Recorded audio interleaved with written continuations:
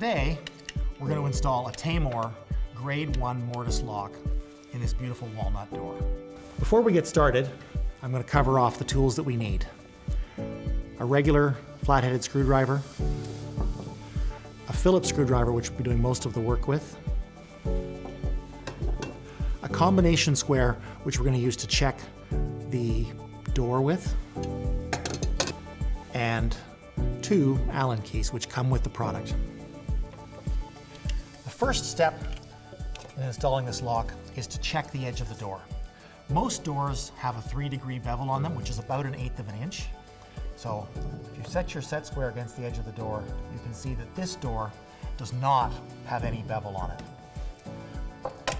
In setting up the lock for bevel, you can see there's a screw on the top of the lock case and on the bottom of the lock case. And the way we adjust for bevel is we loosen these off a little bit. And if the door is beveled one way or the other way, we can make an adjustment and then tighten them down. In this case, we want the plate on the front of the mortise case to be square to the mortise case because of the edge of the door is square to the face of the door. The next step in installing this lock is we orient it the way it's going to go in the door. So as you can see, I just flipped it over. This hole is where the cylinder, where the key is going to go in the lock, and it matches up with that hole in the door. So the case is going to be installed this way. We want to check the handing of this lock, and that involves 2 things. It involves the latch, and it also involves the retraction of the deadbolt.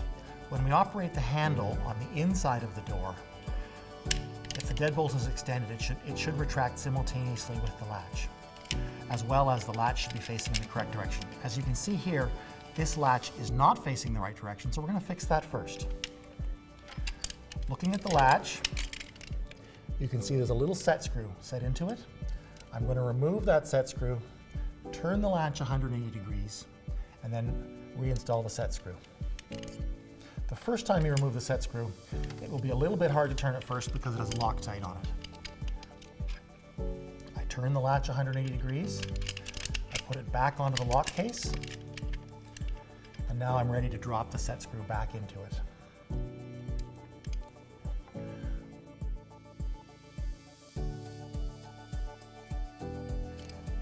Now we're ready to install this mortise case into our door.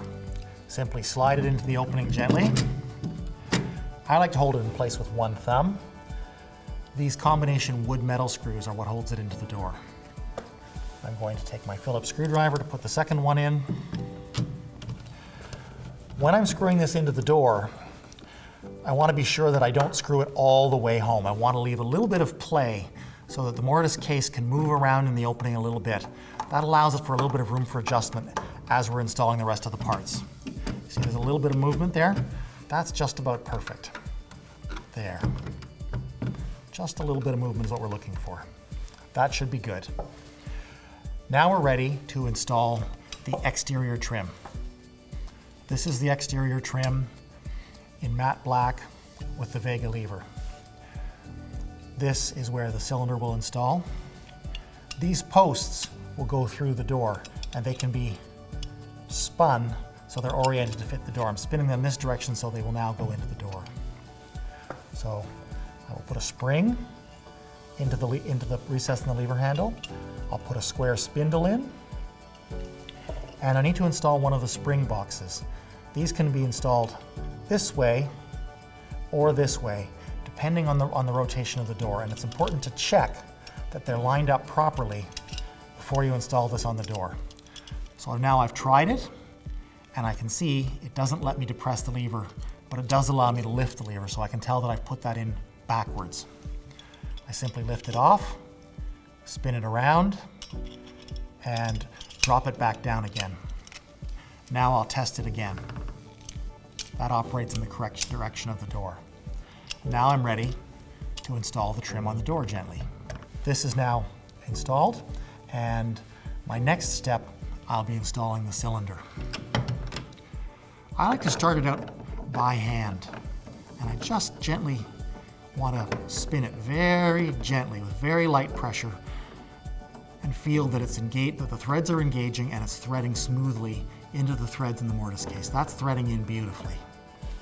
Now I'm going to take one of the keys and I'll insert it just halfway to use as a tool to continue spinning this cylinder into place. Don't use a lot of pressure for this. It only needs to be very lightly tightened. Now, we want to be sure that the plug is at the bottom and the Taymor is at the top. Using our Phillips screwdriver, we simply turn the set screw that's in the middle of the mortise case into the door. And we can confirm that it's done its job by putting the key halfway into the lock, and we can see that that cylinder doesn't want to spin out again.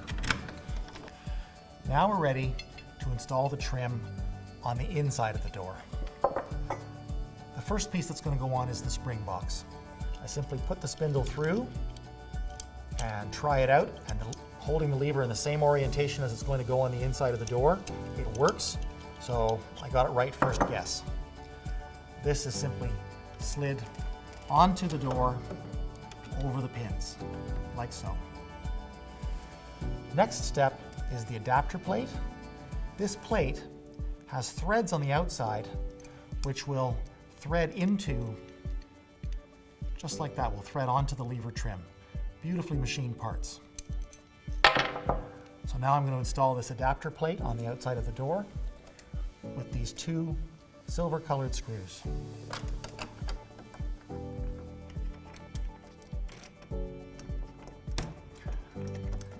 I like to start the screws with my fingers. I'll drive them home gently with the Phillips screwdriver. I'm going to put the spring into the lever, then the spindle into the lever, and I'm going to check to see that it operates. And everything is working smoothly. That's great. We're ready to install the interior escutcheon. So just gently turn this. Make sure the deadbolt's operating properly, which it is.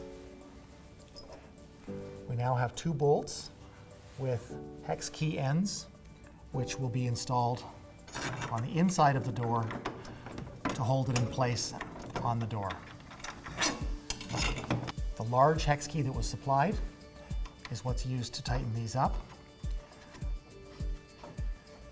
Now that everything is operating properly on this door and everything has been installed, before I tighten these down tightly, I want to make sure that everything is operating. Just doing a little quick test here. Make sure that the simultaneous retraction is also operating, which it is. Everything's working properly. So now I'm ready to tighten down the outside of the door just a little bit more before I finish off my install.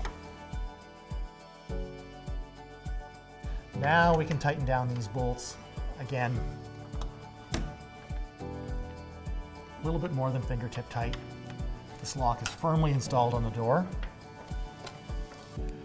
The last step is to install the interior trim before we install the plate on the end of the door.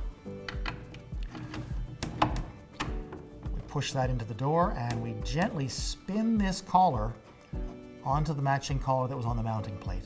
So all that's left to do is to install the trim on the outside of the lock. It simply drops into place, and there are two nice small Phillips head bolts that hold it into place. The lock is now ready to go. The final test, we'll put the key in, make sure that that operates. The lock is now installed, ready to go.